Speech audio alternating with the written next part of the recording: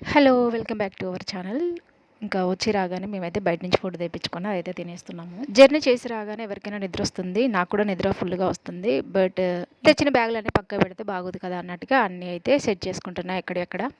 నా మొహం చూసారా ఎంత సాడ్‌గా ఉందో. నాకెందుకో ఈసారి వస్తా ఉంటే ఏమనిపించలేదు కానీ ఇక్కడికొచ్చాక బాధగా అనిపించిందో. మా మా బాబు కూడా ఏడుస్తున్నాడు. బట్ నేను కూడా వాడితో పాటు ఏడిస్తే బాగోదు కదా అన్నట్టుగా ఏడవలేదు. కానీ అన్ని రోజులు అంతా బయట అలా తిరిగి ఇంటికొచ్చాక, ఇక్కడికొచ్చాక ఈ 3 రూమ్‌లలో జీవితమా అన్నట్టుగా అనిపిస్తా ఉంది.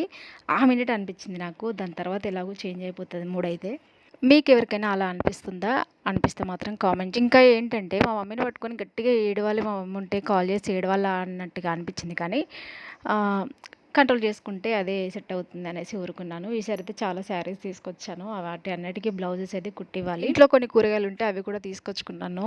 అంటే ఇంటి దగ్గర చాలా పెట్టారు. నాకు ఇంటి దగ్గర అన్ని కూరగాయల చెట్లు కానీ, పూల చెట్లు కానీ పెట్టుకోవడం అంటే ఇష్టం. మా వాళ్ళు ఈసారి స్టార్ట్ చేశారు.